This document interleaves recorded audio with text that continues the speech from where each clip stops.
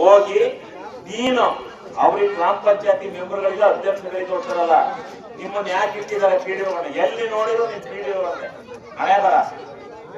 ವಾರಕ್ಕೊಂದಿನ ಬರ್ತೀರಾ, ಹೊರಟ್ಬಿಡ್ತೀರಾ ಅಂತ ಊರೂರ್ ಮೇಲೆ ತಿರುಗಬೇಕು. ಇನ್ 8 ದಿವಸಕ್ಕೆ ಈ ಪಂಚಾಯತಿನಲ್ಲಿ ಎಷ್ಟು ಜನ PMJY ಇದರಲ್ಲಿ PMJY ಅಂದ್ರೆ ಗೊತ್ತಾ? ಯಾರ್ಯಾರು ಎಷ್ಟೆಷ್ಟು ದುಡ್ಡು ಕೊಡ್ತಾರೆ ಗೊತ್ತಾ? ಎಷ್ಟು ಸೆಂಟ್ರಲ್ ಎಷ್ಟು ಕೊಡುತ್ತೆ, ಸ್ಟೇಟ್ ಎಷ್ಟು ಕೊಡುತ್ತೆ? ನೀನ್ ಹೋಗಿ ಎಲ್ಲಾರ ದನಕಾಯಿ, ನಿನ್ಗೆ PDO ಕೆಲಸ, ನೀನ್ ಹೋಗಿ ದನಕಾಯಕ್ ಯಾಕೆ ನೀನು PDO ಅಂತ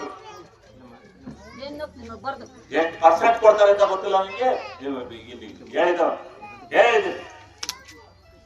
50-50 ಅಲ್ಲ, 53,000 ಅವ್ರದ್ದು, 42,000 ನಮ್ದು.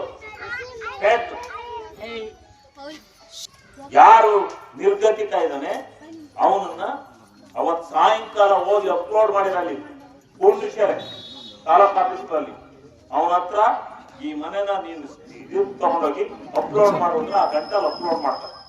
ಕರ್ನಾಟಕ ರಾಜ್ಯದ ಬಂದಿದ್ದಾರೆ. ನಮ್ಮ ಅರಸೀಕೆರೆಗೆ 1200 ಮನೆ ಬಂದಿದೆ. ಈ 300 ಮನೆ ಖರ್ಚಾಗಿಲ್ಲ ಇದು ಸಿಸ್ಟಮ್ ಪ್ರಕಾರ. ಸುಮ್ಮನೆ ಹೇಳ್ಬಿಟ್ರೆ ಸುಳ್ಳ? ಇದೆಲ್ಲ ಪಾಠ ಮಾಡ್ಬೇಕ ನಾವು. ಅವ್ಯಾವ ಈವಗಳು ದನ ಕಾಯಕ್ ಬರ್ತಾವು, ಇಲ್ಲಿ ಬಂದು ಗ್ರಾಮ ಸಭೆ ಮಾಡಿ ಸೇರ್ಸಕ್ಕಾಗಲ್ಲ, ಹೇಳಕ್ಕಾಗಲ್ಲ. ಗ್ರಾಮ ಸಭೆ ಬೇಕಿಲ್ರಿ, ಈ ಗ್ರಾಮ ಸಭೆ ಬೇಕಿಲ್ಲ. ಫಲಾನುಭವಿ ಹೇಳ್ತಾರೆ, ಹೇಳ್ಬೇಕು ನಿಮ್ಗೆ. ಫಲಾನುಭವಿ ಹಾಕಿರೋದು ಆನ್ಲೈನ್ ಅಂತ ಮತ್ತೆ ಅದೇ ಹೇಳ್ತೀರ. ಯಾವ ಗ್ರಾಮ ಸಭೆ ಬೇಡ, ಯಾವ ಮೆಂಬರು ಬೇಡ, ಯಾವ MLA ಬೇಡ.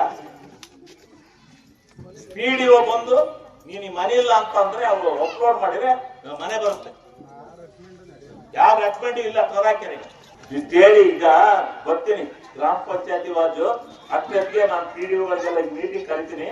ಮರ್ಯಾದಿಂದ ಯಾರ್ಯಾರು ಎಷ್ಟು ಜನ ನಿರ್ಗತಿಕರಿದ್ದಾರೆ, ಮನೆಯಿಂದರಿದ್ದಾರೆ, ಎಷ್ಟು ಜನ ಅಪ್ಲೋಡ್ ಮಾಡಿದ್ರಿ ಮನೆ ಮೀಟಿಂಗ್ಸ್ ಅಂತ ಹೇಳಿಲ್ಲ ನಾನು. ಏನ್ ಮಾಡ್ತಾ ಇದ್ದೀರಿ? ಮತ್ತೆ ನಿನ್ಗೆ ಎಷ್ಟು ಪರ್ಸೆಂಟೇಜ್ ಕೊಡ್ತಾರೆ, ಯಾವ್ಯಾವ ಗೌರ್ಮೆಂಟ್ ಅಂತೆಲ್ಲ ಗೊತ್ತಿಲ್ಲ. ನಿನ್ಗೇನ್ PMJY ಗೊತ್ತು? ಬರೀ PDO ಕೆಲಸ ಇಲ್ಲಿ ಬಂದ್ಬಿಟ್ಟು ಅಡ್ಡಾಡ್ಕೊಂಡು ಈ ಖಾತೆ ಮಾಡಿ ಇದು ಮಾಡ್ಕೊಂಡು ಯಾಕಂದ್ರೆ ಮನೆಗೆ ಹೋಗಲ್ಲ. ಸ್ವಲ್ಪ ಗೌರವದಿಂದ ಬಾಳಿ